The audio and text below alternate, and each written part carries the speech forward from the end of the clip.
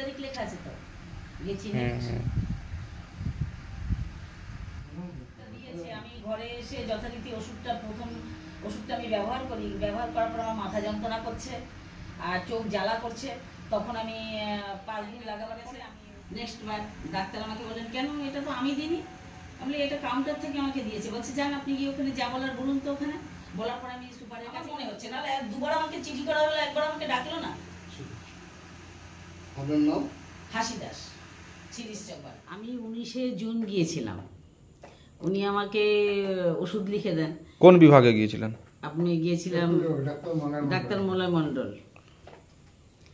তো ওনার কাছে দেখাই, ওনার কাছে দেখানোর পরে তখন আমি বলি যে উনি ওষুধ লিখে দেন।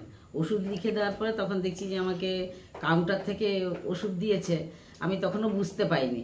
ওষুধটা এনে ঘরে ব্যবহার করছি, বলছি দেওয়ার পর দেখছি চোখটা আমার জ্বালা জ্বালা করছে। তা বললো জ্বালা করছে হয়তো নিশ্চয়ই আমার ভালো হবে, মাথা যন্ত্রণা করছে। 5 দিন ব্যবহার করেছি। 5 দিন ব্যবহার করার পরে আমি কিনতে গেছি ওষুধ দোকানে। কিনতে যাওয়ার পরে তখন ধরা পড়ে যে আমাকে বলে যে আপনার আর ওষুধ নিয়ে আসুন। তখন বলছে এটা তো বাচ্চার পেটে ব্যথার ড্রপ। তারপরে নেক্সট বার আমি আবার গিয়ে আপনার মলয় মণ্ডলকে জানাই যে স্যার আপনি কি ওষুধ দিয়েছেন। বলছে না এই ওষুধ তো আমি দিইনি। আমি বলি ওষুধগুলো তো আমি এখান থেকে নিয়ে গেছি। বলছে না আমি দিইনি। তখন উনি আবার ফের ওষুধ লেখেন। কাউন্টার থেকে আমাকে ভুল ওষুধ দিয়েছে এবং আমাকে বলছে যে আপনি গিয়ে কাউন্টারে বলুন। কাউন্টারে আমি কী বলবো, আমার সাথে কেউ নেই, আমি একা কী বলবো। তখন আমি সুপারেন্টের কাছে গেলাম। সুপারেন্ট স্যার আমাকে বলল যে ওষুধগুলি দেখি। উনি দেখলো ওষুধগুলো, দেখে তারপর বলে এটা তো ঠিক দেয়নি, তা আপনি নোটিশ করুন। আমি তখন বললাম হাতে নোটিশ নেবেন? না আমি নোটিশ হাতে নেবো না, ওখানে দেবেন ওষুধ নোটিশ। তখন নোটিশ দিয়েছি আমি 10 তারিখে। দেওয়ার পর কোনো রিপ্লাই পাইনি।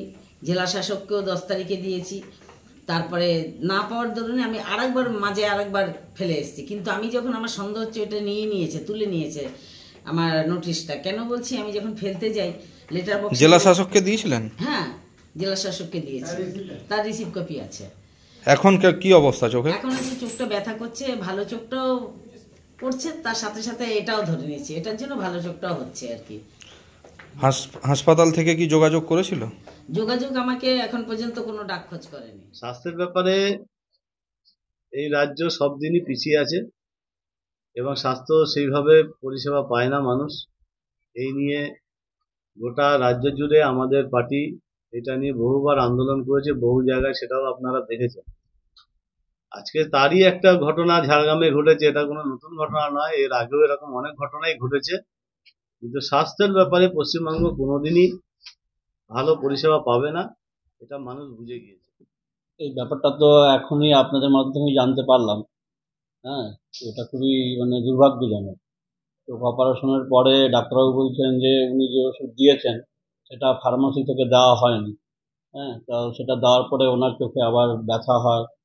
তো সেটা উনি কমপ্লেন করেছেন। তো কমপ্লেনটা আমি আজকে আপনাদের মাধ্যমে পেলাম। ওটা আমি দেখে নিচ্ছি একটা ইনকোয়ারি কমিটি করে।